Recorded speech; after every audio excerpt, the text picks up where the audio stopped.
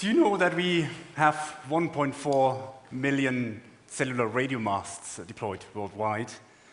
And these are base stations. And we also have more than 5 billion of these devices here. These are cellular mobile phones. And with these mobile phones, we transmit more than 600 terabytes of data every month. This is a 6 with 14 zeros, a very large number. And wireless communications has become a utility like electricity and water. We use it every day. We use it in our everyday life, in our private lives, in our business lives. And we even have to be asked sometimes very kindly to switch off the mobile phone at events like this, for good reasons. It is this importance that why I decided to look into the issues that this technology has, because it's so fundamental to our lives. And one of the issues is capacity. The way we transmit wireless data is using electromagnetic waves, in particular radio waves. And radio waves are limited. They are scarce, they are expensive, and we only have a certain range of it. It is this limitation that doesn't cope with the demand of wireless data transmission, the number of bytes and data we transmit every month. And we are simply running out of spectrum. There's another problem. That is efficiency. These 1.4 million cellular radio masts or base stations consume a lot of energy. And mind you, most of the energy is not used to transmit the radio waves. It is used to cool the base stations. And the efficiency of such a base station is only at about 5%. And that creates a big problem. Then there's another issue that you're all aware of. You have to switch off your mobile phones during flights. In hospitals, there are security issues. And security is another issue. These radio waves penetrate through walls. They can be intercepted, and somebody can make use of your network if he has bad intentions. So these are the main 4 issues. But on the other hand, we have 14 billion of these light bulbs. Light. And light is part of the electromagnetic spectrum. So let's look at this in the context of the entire electromagnetic spectrum, where we have gamma rays. You don't want to get close to gamma rays, it's simply dangerous. X-rays, useful when you go to hospitals. Then there's ultraviolet light. It's good for nice suntan, but otherwise dangerous for the human body. Infrared is due to eye safety regulations, can be only used with low powers. And then we have the radio waves, the issues I've just mentioned.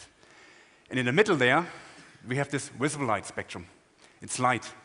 And light has been around for many millions of years. And in fact, it has created us, it has created life, has created all the stuff of life. So it's inherently safe to use. It wouldn't be great to use that for wireless communications. Not only that, I compared the entire spectrum. I compared the radio waves spectrum, the size of it, with the size of the visible light spectrum. And guess what? We have 10,000 times more of that spectrum, which is there for us to use. So not only that we have this huge amount of spectrum, let's compare that with the number I've just mentioned. We have 1.4 million expensively deployed, inefficient radio cellular base stations. And multiply that by 10,000, then you end up at 14 billion. And 14 billion are the number of light bulbs installed already. So we have the infrastructure there. Look at the ceiling. You see all these light bulbs. Go to the main floor, you see these light bulbs. Can we use them for communications? And yes, what do we need to do? And there's one thing we need to do is we have to replace these inefficient incandescent light bulbs and fluorescent lights by these new technology of LED light bulbs. An LED is a semiconductor, it's an electronic device, and it has a very, very nice and cute property. Its intensity can be modulated at very high speeds, and it can be switched off at very high speeds. And this is a fundamental, basic property that we exploit with our technology. So let's show how we do that. Let's go to the closest neighbor to the visible light spectrum, go to remote controls. You all know the remote controls have an infrared LED. Basically, you switch on the LED, and when it's off, you switch it off, and it creates a simple low-speed data stream in 10,000 bits per second, 20,000 bits per second, not usable for a YouTube video. What we have done is we have developed a technology with which we can first of all, replace the remote control by a light bulb. We transmit with our technology not only a single data stream, we transmit thousands of data streams in parallel at even higher speeds. And the technology we have developed, it's called SIM-OFDM and spatial modulation. These are the only technical terms. I'm not going into details, but this is how we enabled that light source to transmit data. You will say, okay, it's nice, it's a slide created in 10 minutes, but not only that. What we've done is we have also developed a demonstrator, and I'm showing for the first time in public this visible light demonstrator. And what we have here is an ordinary desk lamp. We fitted in an LED light bulb worth $3, put in our signal processing technology. And then what we have here is a little hole, and the light goes through that hole. There's a receiver. The receiver will convert these little subtle changes in the amplitude that we create there into an electrical signal. And the signal is then converted back to a high-speed data stream. In the future, we hope that we can integrate this little hole into these smartphones. And not only integrate a photo detector here, but maybe use the camera inside.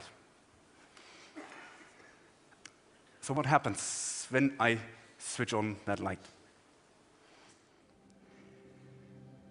As you would expect, it's a light, a desk lamp. You could put your book beneath and could read. It's illuminating the space. But at the same time, you see this video coming up here. And this is a video, high-definition video, that is transmitted through that light beam. You're all critical. You say, ha ha ha, this is a smart academic doing a little bit of tricks here. But let me do this.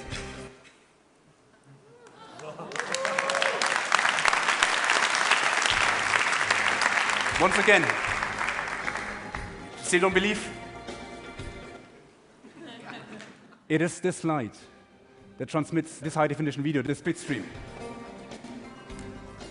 And if you look at the light, it is illuminating as you would expect.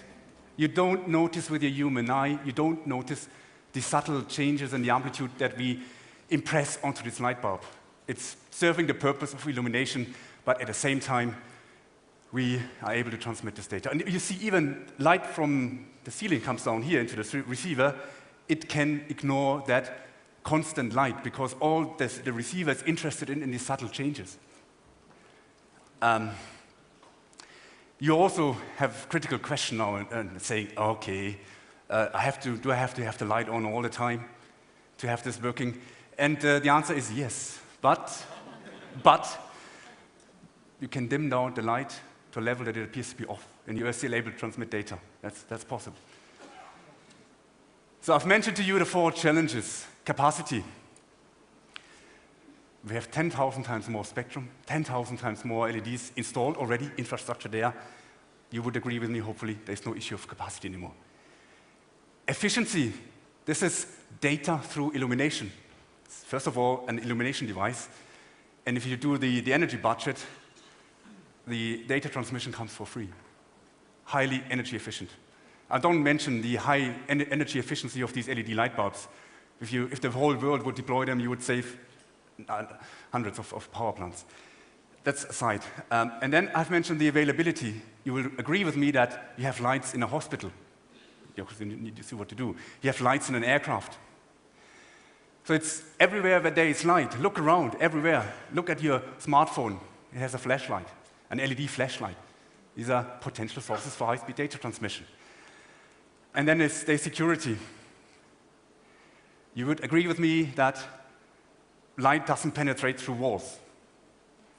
So no one, if I have a light here, I have secure data, no one on the other side of this room through that wall would be able to read that data.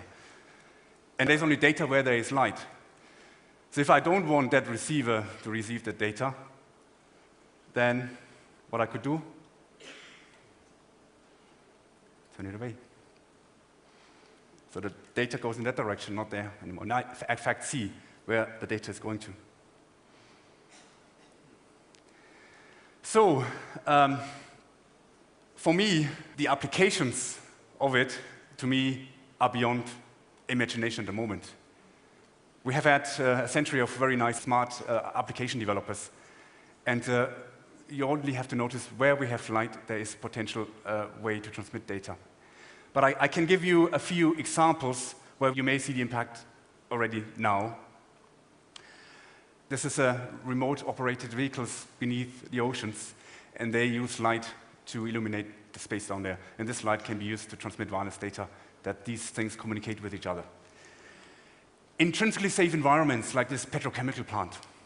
You can't use RF, which might generate antenna sparks, but you can use light. You see plenty of light there. In hospitals for new medical instruments. In streets for traffic control. Cars have LED-based headlights, LED-based backlights, and cars can communicate with each other and preventing accidents in a way that they exchange information. And traffic lights can communicate to the car, and so on. And then you have these millions of street lamps deployed around the world. And every street lamp could be a free access point. We call it, in fact, Li-Fi, light fidelity. And then we have these aircraft cabins. There are hundreds of lights in an aircraft cabin. And each of these lights could be the potential transmitter of wireless data, so you could enjoy your most favorite TED video on your long-haul flight back home, online, live. So that is a vision that I think is possible. So, all what we need to do is to fit a small microchip to every potential illumination device. And this would then combine two basic functionalities, illumination and wireless data transmission. And it's this symbiosis that I would personally believe could solve the 4 essential problems that faces us in wireless communication these days. And in the future, you will not only have 14 billion light bulbs, you may have 14 billion Li-Fis deployed worldwide for a cleaner, a greener, and even a brighter future. Thank you.